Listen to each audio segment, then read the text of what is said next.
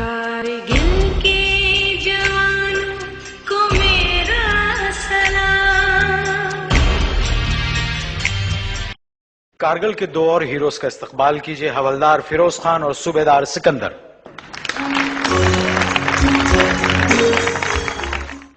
कारगिल में आपने जंग लड़ी?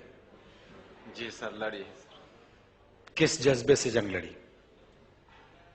हमने 1971, 1965, 1948 ये तीनों से अफजल जज्बे से लड़ी और सर, और इंशाल्लाह इसके बाद भी लड़ेंगे।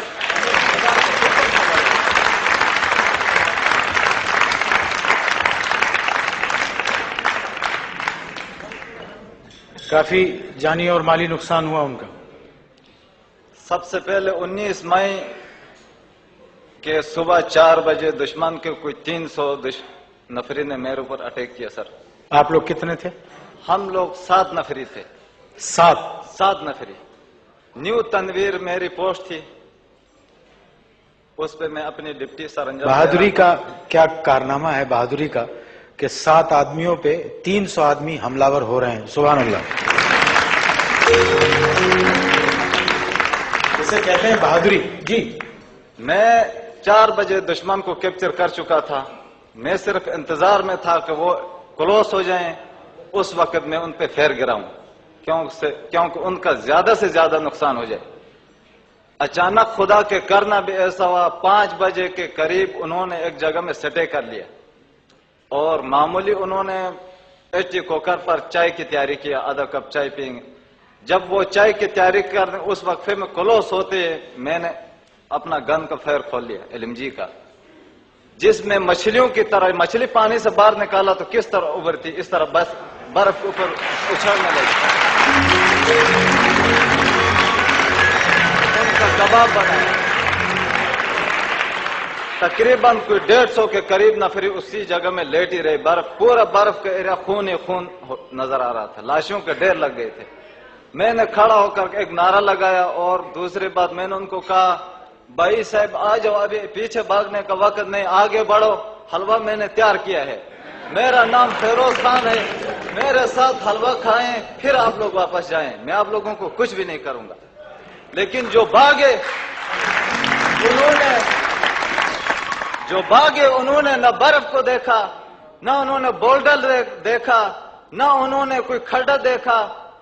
वो ऐसे भाग रहे थे कि जैसा कि मैं कहता हूं कि कोई पागल कुत्ता इस किस्म का नहीं भागता। और उसके बाद मैंने पीछे से उनको आवाज दी कि वाजपेयी साहब को मेरा सलाम कहना।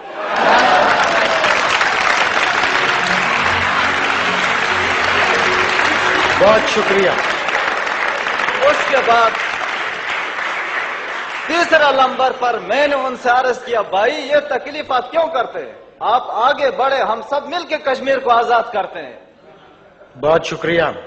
उन्होंने कहा कि छोड़ो इस कश्मीर को, हमारा जान को आजाद करो, हमें पहले छोड़ो, हमारी जान को आजाद करो। मैं उसके बाद सर जी काइंडली सर मुझे जरा मौका दे दें सर, मैं अपना जरा, ये आपका शो है, आप ही के लिए 4 महीना परेड का जो जंग लग गया हमारे दिल में, वो जरा आज निकालूं सर। बिल्कुल निकाल। अपने नाजरीन को मैं बताना चाहता हूं सर, बता दूं। जी जी बिल्कुल। उसके बाद 4 दिन तक उन्होंने अपनी डेड बॉडीज लगातार पीछे ढुलाई करते गए सर। हमने अपने कमांडरों से इजाजत लिया, लेकिन उन्होंने फेर करने का हमें हुक्म नहीं दिया। मैंने यहां तक भी अपना कमांडर कर्नल तनवीर साहब से अर्ज की थी, अगर आप मुझे इजाजत देते हैं तो मैं उनकी 50 नफरी को कैदी बना के आपके सामने ला सकता हूं।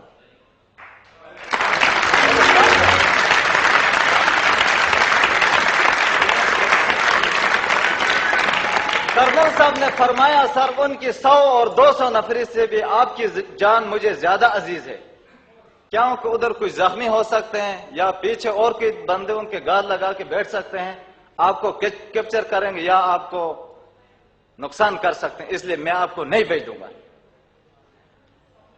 4 दिन उन्होंने लगातार अपनी डेड बॉडी ढुलाई किया। उसके बाद 5वां दिन मैं रखी के तौर पर मुझे शक था कि दुश्मन कहीं इस जगह में पोस्ट न बनाए या स्क्रीन न खोलें। अगर उस जगह में स्क्रीन खोले तो हमारा ऊपर बैठने का یا ہمارا چلنے کا کوئی فائدہ نہیں تھا سر. میں بادل بالکل دھند چھائی ہوئی تھی پورے ایریا میں. میں رکھی کے طور پر ادھر گیا, ادھر جا کے آرام سے میں نے چیک کیا, کوئی 58 لاشیں پڑی ہوئی تھی, جن میں 7 زخمی تھے. کسی کے کمر ٹوٹ گئی تھی, کسی کا ٹانگ ٹوٹ گیا تھا. مجھے دیکھ کر وہ بولڈروں سے اس طرح باہر نکل کر گھسیڑنا, چل وہ نہیں سکتے تھے, اس طرح گھسیڑتے ہوئے نیچے رگڑ کھاتے. میں نے رفل ان کو ایم کیا تو انہوں نے کہا بھگوان کے لیے ہمیں مت مار دو. میرے ساتھ اس وقت جوان تھے لاس نیک امین. جب انہوں نے آپ کو انہوں نے عرض کیا جی اللہ تعالیٰ کی رضا کے لیے میں آپ لوگوں کو چھوڑتا ہوں, اگر آپ لوگوں کی جان بچ سکتی ہے, آپ نیچے اپنا کیمپ میں پہنچ سکتے ہیں تو آرام سے جائیں, گھبرانے کی کوئی ضرورت نہیں, آرام سے جائیں اور نیچے جا کے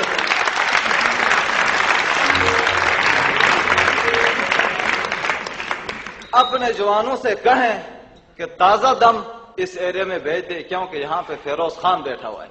تازہ دم جوانوں سے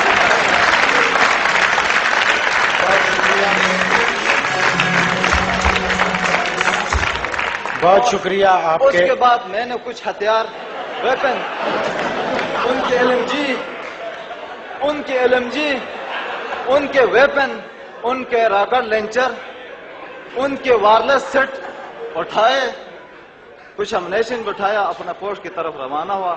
جب دوسرا اٹیک ہوا تو ہم نے ان کے ہتھیار سے 8 گھنٹہ ان کے ساتھ مقابلہ کیا. ان کا ہتھیار ان کا.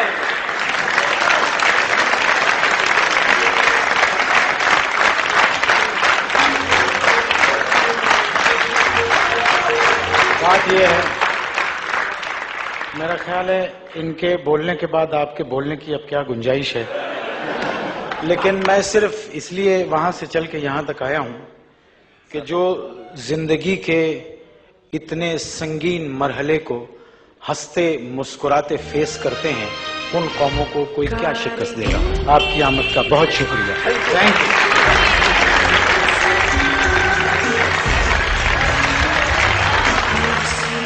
مہربانوں کو میرا سلام. جنگ